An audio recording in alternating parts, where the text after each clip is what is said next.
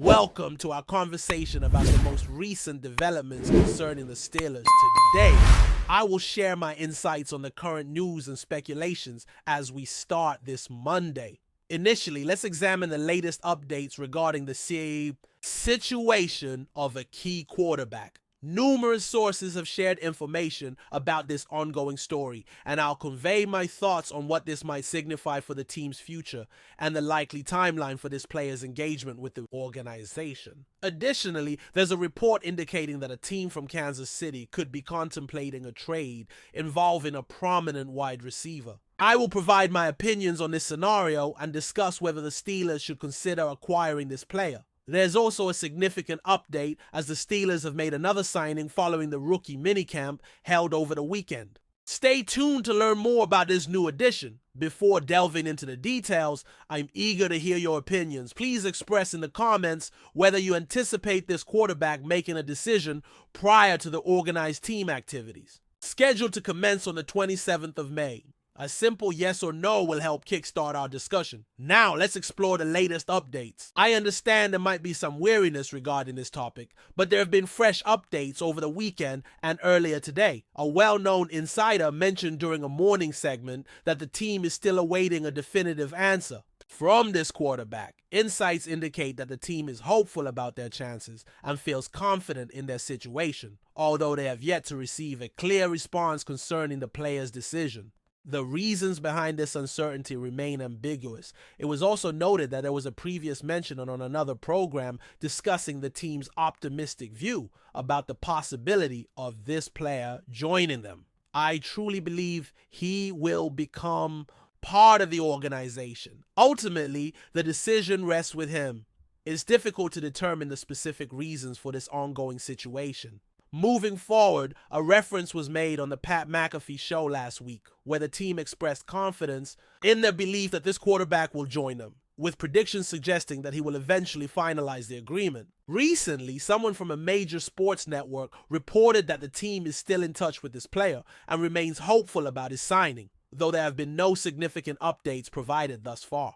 As a result, we find ourselves reiterating the same information. Furthermore, there was another significant report from a sports analyst who has altered his stance regarding the timeline for this player's signing. He conveyed that he does not foresee this quarterback finalizing any agreement until after the organized team activities and the mandatory minicamp conclude on the 12th of June. He mentioned that it is unlikely for this quarterback to take part in the organized team activities, which is surprising when considering otherwise. Throughout his career, this player has generally not been inclined to participate in off-season activities, making it less surprising that he might be reluctant to attend either the minicamp or the organized team activities. He certainly has ample time from the outset of training camp on the 27th of July until September to prepare for his obligations. This is significant, especially since just 2 weeks ago, the same analyst predicted that this quarterback would sign before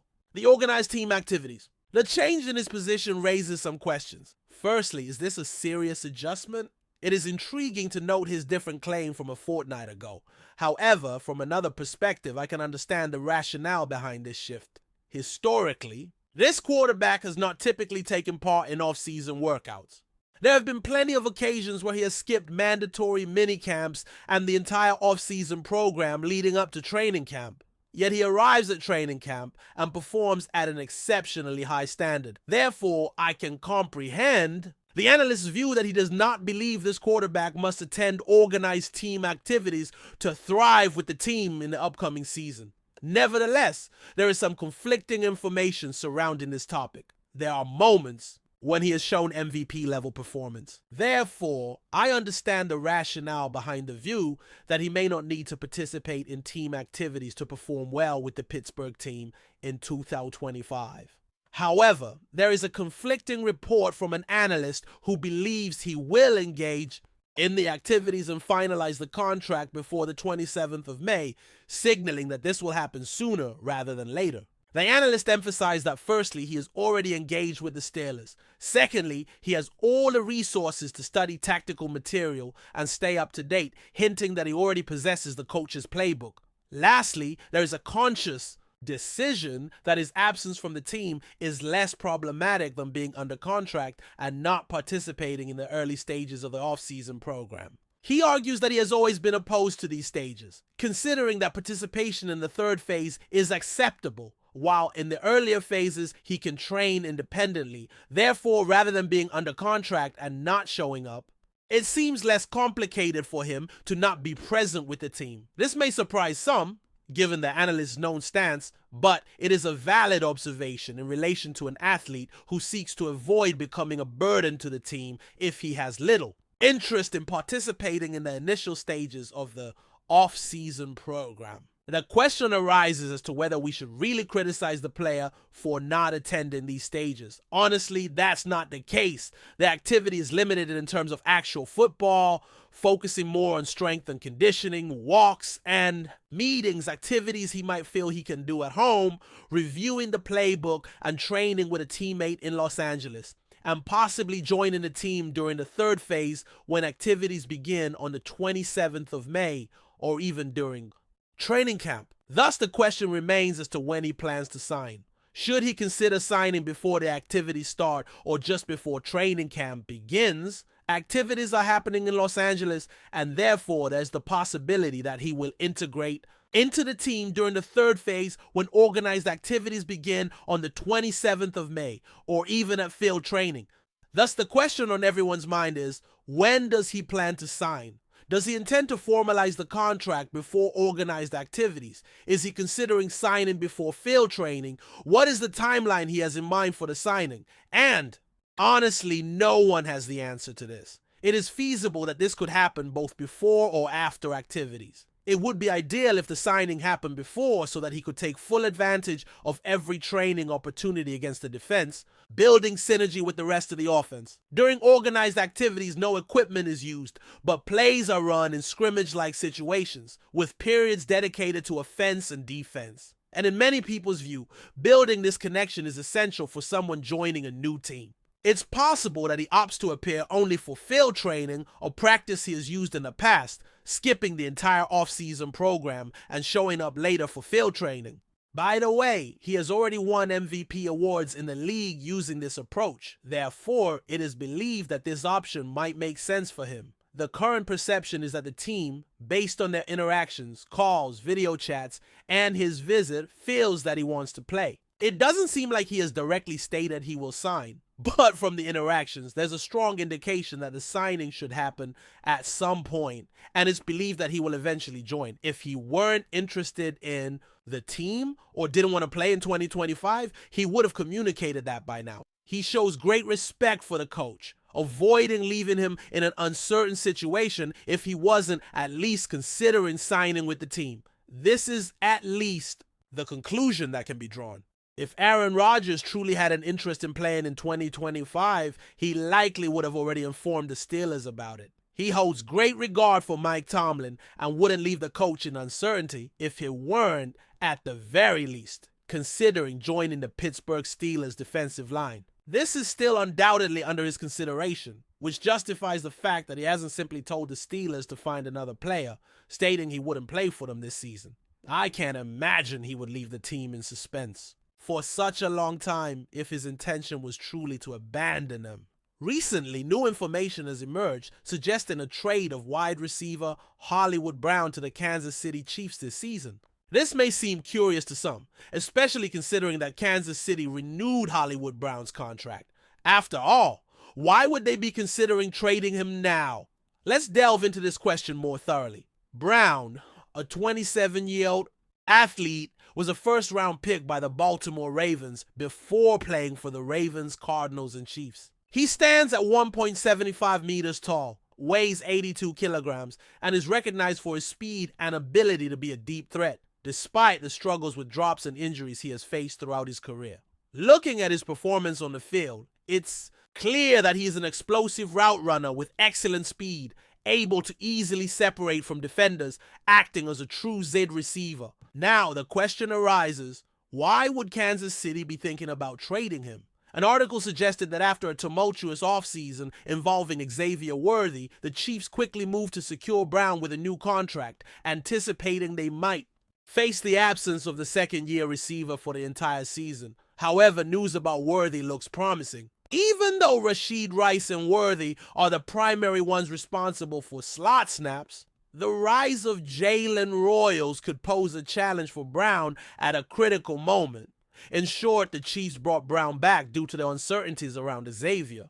Worthy and also acquired Jalen Royals, which places them in a position where considering a trade with the Pittsburgh Steelers could be feasible. However, a relevant question persists. Should the Steelers really pursue a player who hasn't posted significant numbers for some time? Since his last season in Baltimore, where he accumulated 1,000 yards and 6 touchdowns, nearly reaching 100 receptions, he has struggled with injuries. His time in Arizona under Cliff Kingsbury and alongside Kyler Murray was unsuccessful, and he also missed an entire season due to injury in Kansas City. Therefore, he hasn't been the explosive player from 2021 for quite some time. Additionally, his injury history is extensive. Last year, he injured his shoulder and missed 15 games. In 2023, he dealt with a foot injury, and in 2022, he suffered a foot fracture. There was also a Lisfranc ligament injury in 2020, as well as an ankle sprain in 2019, causing him to miss 2 games. These health issues have led to a significant decline in his performance over the past few seasons. To make matters worse, he has also faced difficulties with dropped passes throughout his career, which became especially problematic during his time in Baltimore. He had 2 losses in 2019, therefore he faces some injury-related issues. His performance has been limited by these injuries in recent years. Additionally, he also has a small issue with drops throughout his career, which became a major hurdle for Baltimore toward the end of his tenure there. Honestly, Hollywood wouldn't be my first choice, but he wouldn't be among the last either. He is an excellent route runner and a deep threat. He stands out as a Z receiver who could integrate well with the offense alongside DK Metcalf. However, if I were to consider signing an athlete like Hollywood, who comes with these injury risks and a certain problem with drops, I wouldn't be willing to offer too much for him. I would think of something like a 6th round pick or at most a 5th round pick to bring him to Pittsburgh, but only if Kansas City is seriously considering trading him. I'd love to hear your opinion on this. Would you accept the trade? Offering a 6th round pick for next year. The Steelers have 2 available. Would you make this trade, swapping a 6th round pick next year for Hollywood Brown? Please reply with A for accept or D for decline. Now, let's talk about some new developments. We have a new reinforcement for the Pittsburgh Steelers, and it's another running back. This athlete is from the University of Notre Dame, Max Hurleman. He was signed as an undrafted free agent by the Pittsburgh Steelers. Hurleman is known as a special teams specialist and is regarded as an excellent punt returner. It seems that the Steelers are bringing him in specifically for this role, while the signing of Trey Sermon was more focused on the backup running back position. I believe Hurleman is being recruited as a potential special teams player who can contribute in this area of the game. Shifting our focus to the Cincinnati Bengals within the AFC North, it seems that Cincinnati is facing difficulties in negotiations with their starting edge rushers. Trey Hendrickson made a statement today criticizing the process the Bengals have been going through this offseason. He mentioned that he hasn't been communicated with about a new contract since the NFL draft concluded, and he's starting to feel quite frustrated. Let's hope everything works out, as there's a possibility that they may need to trade Trey Hendrickson this offseason. Additionally, Shamar Stewart, their 1st-round pick, is not participating in the offseason program until he gets a contract. The Bengals are known to be very cautious with their 1st-round rookie contracts. Therefore, it's possible that neither of these players will be available for the first week for the Cincinnati Bengals, which certainly adds an interesting dynamic to the competition. Meanwhile, in Cleveland, they are without a starting linebacker with significant talent. Jeremiah Owusu-Koramoah is out for another season. He suffered a neck injury last year that seemingly didn't heal during the offseason, and he will miss the 2025 season due to this neck issue, as he was placed on the physically unable to perform list. Therefore, there will be no J for the Cleveland Browns. The current season has a player who suffered a neck injury last year, which doesn't seem to have healed properly during the off-season break. As a result, he will miss the 2025 season due to this neck issue, as he was placed on the physically unable to perform list earlier today.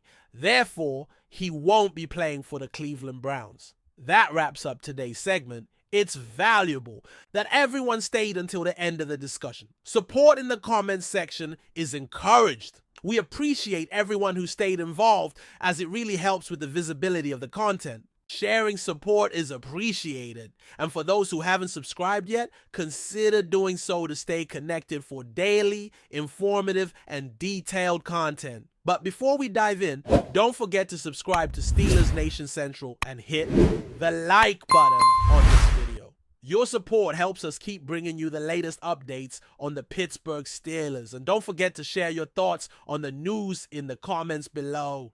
In a stunning revelation that is sending shockwaves through the NFL world, Pittsburgh Steelers wide receiver George Pickens has broken his silence regarding what he perceives as power abuse within the organization.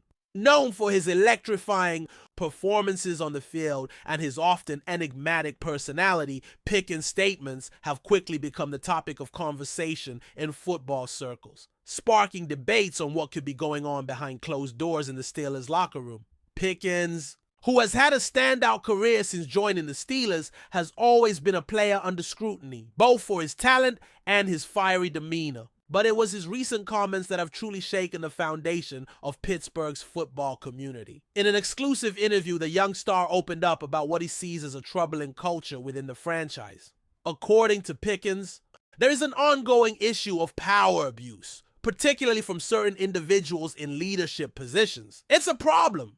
There are certain people in the organization who think they can just control everything, Pickens explained, without naming specific individuals. It's not just about football anymore. It's about control, about power. And that affects everything, from the players to the coaching staff. While Pickens has not gone into explicit detail about who he believes is abusing their power, his words suggest that the tension within the Steelers organization may go beyond the typical issues that arise in any professional sports team. His statements have led many to speculate that the problem could lie within the upper echelons of management, or perhaps even with coaches who hold significant sway over team dynamics. What is perhaps most striking is the timing of Pickens' remarks. The Steelers have been enduring a series of disappointing seasons, struggling to regain their former dominance. With a coaching staff led by Mike Tomlin, who has been with the team since 2007, the organization has prided itself on its strong leadership. However, Pickens' comments suggest that beneath the surface, there might be a growing disconnect between the players and those in charge. Such accusations are rare in the NFL, where players often maintain a sense of unity, especially when dealing with internal team matters. Publicly airing grievances about leadership is considered a serious step, one that could have significant repercussions for Pickens' relationship with the team. Still, his decision to speak out may be indicative of a deeper frustration that has been festering within the locker room for some time. The Steelers organization has yet to respond directly to Pickens' claims, but given the magnitude of his statements, it's only a matter of time before they address the allegations. Fans of the team are now left wondering what this means for the future of the franchise and whether the issues Pickens has raised could lead to significant changes within the organization. As the season progresses, all eyes will be on Pickens to see how this controversy unfolds. Will the young receiver's bold comments lead to positive change, or will they serve as the catalyst for further turmoil in Pittsburgh?